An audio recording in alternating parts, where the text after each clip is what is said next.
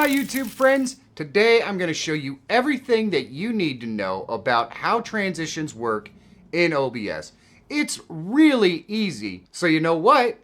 Let's get to it! Now everything I'm going to show you today is either built in or there is one simple plugin. There is going to be a link down in the description so you could check those out. Let's not waste any time. We're going to jump right in. All right, so we have a simple cut transition, which basically looks like this. We can drop this down and go to a fade, which gives you a little bit more time in between.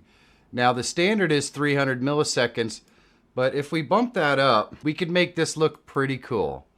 I like that personally. Let's bump that back down for now. The next standard one is going to be your Luma wipes. There are a massive collection of Luma wipes in here. So if we go in here and go to properties, we can select from a busload of different Luma wipe transitions. So if we do a preview, we can see what they look like. And I'm not going to ruin it for you. I'm going to let you go and mess around with the Luma wipes and see what you like, because you're going to find so many in here that you like.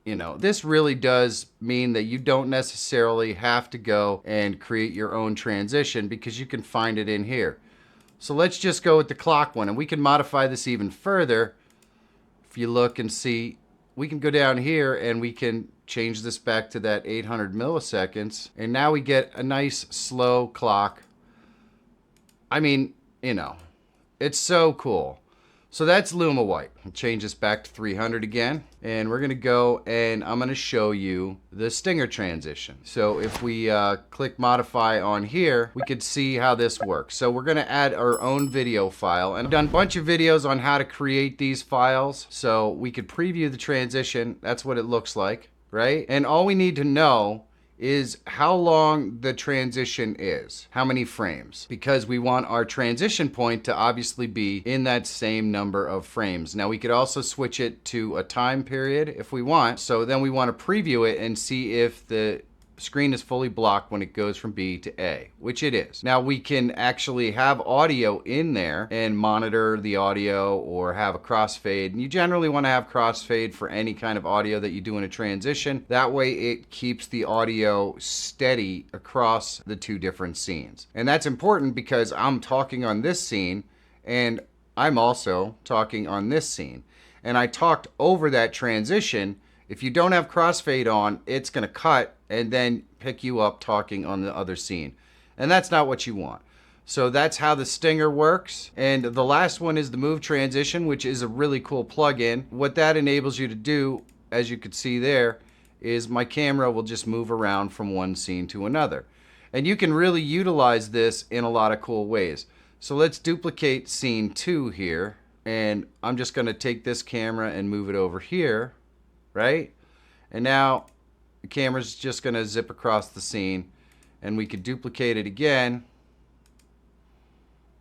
and I can move it up here, and now we can zip this camera wherever we want. So basically, let me go into here, into the move transition properties, and all you really have to do is load it up. You don't have to mess around with much, but there are a lot of different options that you can choose. Ease in, ease out on the different stuff that moves. You can select up here how you want to select what moves and what doesn't. So names match, the full names, the numbers match, the last word match. You can select it with nested scenes or cache transitions. You can change up the switch point, and then here is your move match. So what your easing is going to be, the function, what sort of transition you want. I generally don't tend to mess around with any of this stuff. This is how it sets up for items moving from one point to another on the screen. Down here, this is how it sets up for objects moving in the screen. So it starts from position left and moves in. We can change that up to position right, or whatever we want. And then when we go like this, you could see that this pops in from below and right. That's how it changes or modifies the stuff that's appearing in the scene that wasn't in the scene previously. And you can do that with moving out as well. So we can have it move to the right, to the left, however we want it. We can have it coming in from the top left, and we can have it moving out to the bottom right, right? So basically that means this background scene here will come in from the top left and move out to the bottom right. Boom. Pretty cool. Super easy. That's pretty much all the transitions. Now there are a couple of other interesting ones that we can do. Like that. That's another example of what a stinger transition can look like. Now the other cool thing that we can do is we can change these up. So let's say we want scene 2 to use our Luma wipe transition, right? And we can have this scene use our move transition. And we can select different ones for each one.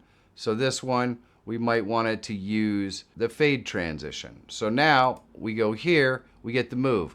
We go here, we get the Luma wipe, and we go here, and we get the fade transition. We can go here, and we can set it to use the stinger. You can load multiple stingers in here, right? So as you can see, I have 2 stingers loaded in. One is record and one is just called stinger. But if we select it, we can go in here and just rename it. So this we can call blinds. So we can set this up so it uses 2 different types of stingers as well. So we can use the override and select blinds on this one. We can use the override and select record on this one. And then we get the blinds and we get the record. And then we've got the Luma wipe right here. Oh, we get the move transition and the Luma wipe. So there we go. The transition tools are so absolutely amazing in OBS once you understand how they work. Really powerful tool when you learn how to use transitions. I absolutely love them. Now, what's your favorite transition? Let me know about it down in the comments. And if you want to see how you can create your own stinger transitions totally free and really easy, check this video out. And if you're always looking for tools, tips, and tricks to help make you a better live streamer or YouTuber, subscribe to the channel. My name is Michael Feyrer Jr. Thank you so much for watching. Have a great day. And I'll see you in the next one.